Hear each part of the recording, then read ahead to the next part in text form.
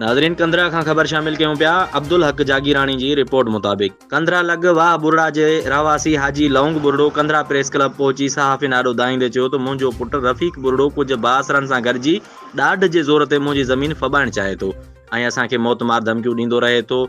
अधु ते अधु ज़मीन खपाए चुको आहे। जेका कुछ मुंहिंजे हिसे जी ज़मीन बची आहे उहा बि खपाइण चाहे थो। मां DC Sukkur, SSP Sukkur, IG Sindh, DIG Sukkur खां घुर कयां थो त हुन जे ख़िलाफ़ कानूनी कार्रवाई करे कानून जे कटहण में आंदो वञे ऐं असांखे हुन मां जान जो ख़तरो आहे।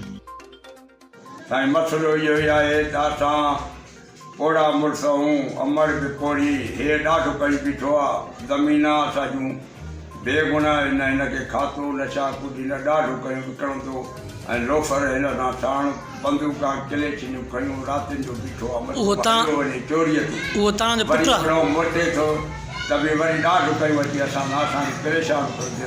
जेको जोड़ अथसि उनजो नालो रफ़ीक आहे। उनजो बि रफ़ीक आहे। हा हाणे मां SP वटि DSP वटि मथे पुकारींदुसि वञी पुलिस खे बि लेटर ॾींदुसि छो त पुलिस बि असांखे हितां वेठी आहे पंहिंजी आहे।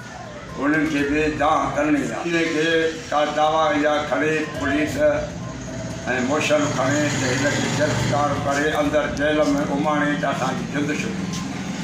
असां वॾे परेशानी में असां वेठो आहे।